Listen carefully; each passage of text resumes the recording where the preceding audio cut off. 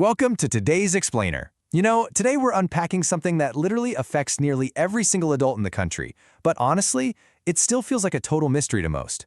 We are talking about the top credit score hacks Americans use, so let's jump right into the source material and figure this out together. Okay, let's dive into this. Seriously, what if I told you that just one simple habit could save you thousands of dollars on loans? Think about that for a second. We aren't just talking about pocket change here.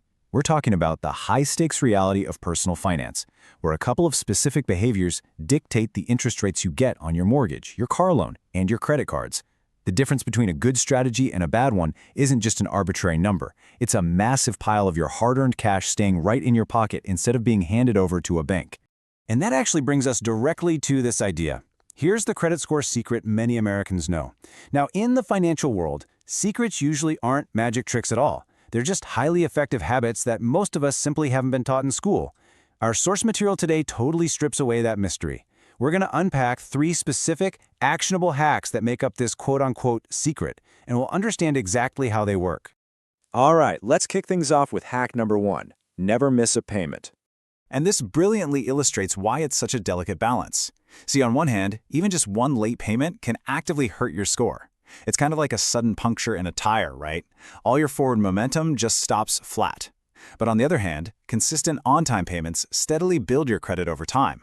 Reliability is heavily rewarded, but the system is incredibly sensitive to even a minor slip-up. That is exactly why setting up autopay, or even just a simple calendar reminder, is absolutely crucial here. Let's move to and see how this builds with hack number 2, keep your balances low. Now, this is the habit that really separates the smart consumers from the folks who are constantly struggling with their scores. You should actively aim to use only a small portion of your available credit instead of just maxing out your cards. Look, I get it. It is incredibly tempting to see a high credit limit and immediately view it as available cash. We've all been there. You get a limit increase and suddenly that brand new TV seems very, very affordable. But keeping your balance low acts as a protective shield for your score. It shows lenders that you're responsible and, frankly, that you aren't desperate for funds. Now, what's really interesting about this slide is the visual breakdown. Think of all your available credit as a whole pie. You want your used credit to be the absolute thinnest slice possible, leaving a massive remaining chunk of available credit. Keeping that used slice thin tells lenders you've got discipline. The whole pie represents everything the bank says you can spend, but that tiny slice, that's all you actually spend. Keeping that used slice as thin as possible, ideally keeping it under 30%, is a major hack for maintaining a stellar profile. Moving right along to hack number 3, keep your oldest card. The golden rule here is honestly pretty straightforward. Don't close your oldest credit card without a very good reason. When people are trying to declutter their finances, they often get this sudden urge to just chop up all the old accounts they aren't actively using. And sure, it feels great to simplify, but doing so actually wipes out a massive asset. Your credit profile relies heavily on the length of your credit history. So when you close that very first card, you are literally erasing years of good behavior from your record. Just think about the journey for a second. Years ago, you opened that oldest card. Over the years, it has just sat there, quietly anchoring your consistent usage. And today, you've successfully achieved a longer, much stronger credit history.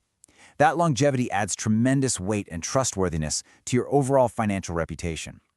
With every passing year, your profile just looks more and more stable to lenders. So please don't cut it short.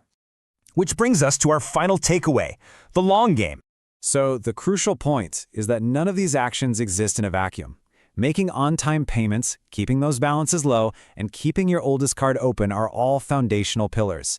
There is absolutely no instant gratification button here. These habits have to be maintained simultaneously.